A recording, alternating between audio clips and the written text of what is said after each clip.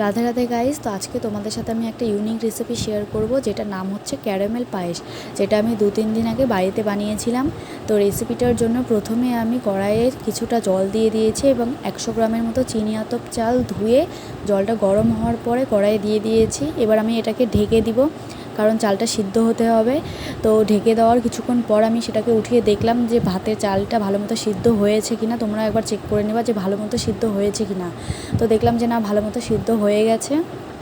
এবার আমি এর মধ্যে দিয়ে দেবো 1/2 লিটারের মতো দুধটা দেওয়ার পরে আমি চালটার সঙ্গে ভালো মতো এটাকে মিশিয়ে নেওয়ার পরে আমি আঁচটাকে একটু লো ফ্লেমে রেখে দেওয়ার পরে তো এবার আমি অপর সাইডে একটা পাত্রে কিছুটা পরিমাণ চিনি এবং জল দিয়ে নাড়তে থাকবো, ক্যারামেলটা তৈরি করব।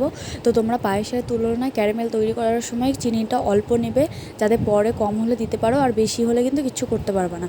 তো দেখো ধীরে ধীরে নাড়তে নাড়তে ক্যারামেলের কালারটা কত সুন্দর এসেছে, একদম পিওর কালার, কত মানে ডিপ কালারটা এসেছে। তো ক্যারামেলটা তৈরি হওয়ার পরে আমরা কিন্তু ওটাকে গরম গরমই দুধের মধ্যে ঢেলে দেবো। দেখো ঢেলে দেওয়ার পরে কী হারে ফুটছে। তো ক্যারামেলটা কিন্তু ঠান্ডা হয়ে গেলে জমে যাবে, এই জন্য সঙ্গে সঙ্গে ঢেলে দিতে হবে। এবার দেখো এটাকে ভালো করে মিশিয়ে নেওয়ার পরে ওর মধ্যে দিয়ে দেবো 2টো তেজপাতা এবং কয়েকটা এলাচ থেতো করে দেবো। তারপরে ড্রাই ফ্রুট হিসেবে আমি পায়েসের মধ্যে দেবো কাজু এবং কিশমিশ ছোটো ছোটো পিস করে কেটে দেবো। তারপরে ওটাকে ভালো করে মিশিয়ে নিয়ে নেড়ে চেড়ে ফুটিয়ে নিলে তৈরি আমাদের ক্যারামেল পায়েস।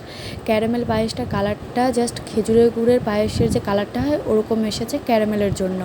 তো খেতেও অসাম হয়েছিল, তোমরা একবার বাড়িতে ট্রাই করতে পারো। এই যে দেখো দেখতেও কতটা লোভনীয়, আর এটা ঠান্ডা হওয়ার পরে আরেকটু জমে যাবে। তো একদম খেতে অসাম, দেখতেও অসাম। তো কেমন হয়েছে অবশ্যই বলুন।